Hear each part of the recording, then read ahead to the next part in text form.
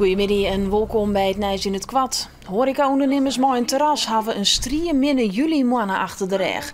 Troch het koude en wierte wabelen de stwollen leeg. Een enkele kitesurfer, een verlitten strand, meesken met de winterjas aan en een zo goed als verlitten terras.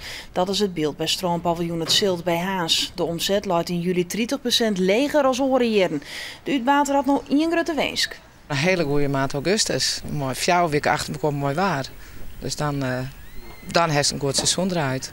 Op het terras bij Badhoes de Flevo in Makkum is het echt net zo druk als oors. Daar wie de omzet in de eerste weken van juli zelfs de helft leger als oors. Het scootje van Grauw had joet de eerste wedstrijd van het SKS Scootjesielen op het thuiswetten bij Grauw woen. Na een spannende strijd op de Pikmar wit skipper Douwe Visser maar het dorp Grauw als eerste over de finish te zielen. Op een voetvolger troch neef Douwe Visser van Snits die tweede wut.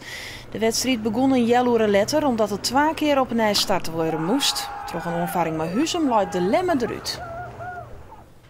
Meer dan 2000 hutfietsers hebben het maaien onder de 6e editie van de Pieter Wening Classic in Serustevingen. De start en finish kleur je roze, verwijzend naar de roze trui dat Wening in de Giro inrieden had. Wening kan er zelfs net bij wezen, maar toen de Frans coureur Liewe Westra van de 10 in de wol. Via Twitter had Westra een oproep die om mij te fietsen.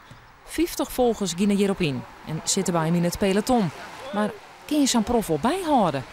Ja, soms moeilijk uit de bocht, maar hij had mooi mee starten, dat gaan ze bester worden.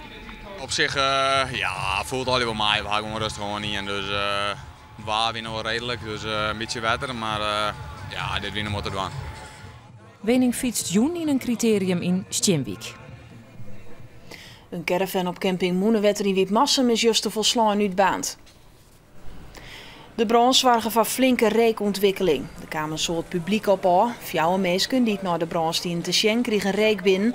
Ze moesten van controle naar het ziekenhuis. Een vrouw met haar bandje maakte het beroep van de caravan. Op het moment van de brand wie ze net in de caravan onwezig. Het vuur is na alle gedachten ontstien troch kwadsluiting. Voetbalclub Cambuur riep van de middag de dwarren van zijn publiek. Want bij het stadion in Ljouwert wie het Iependai. Fans konden handtekeningen krijgen van haar favoriete spelers, de wie een wedstrijd containers zitten en verzels waren de shirtsies en seizoenkaarten verkocht. Op Iependai kwamen vooral een soort jeugd aan. Wat is er zo leuk aan deze dag? Dat je de spelers ontmoet en je krijgt handtekeningen van ze. Ja, dat is juist het leuke. Cambuur had zo'n joet zo'n 4000 seizoenkaarten verkocht. Bij de haatingong van de Amsterdam Arena is juist een standbeeld van Bobby Harms ontbleerten. Het beeld is makke troch kunstenaar Hans Jouta van Vervet. Hij had er een ier om werken.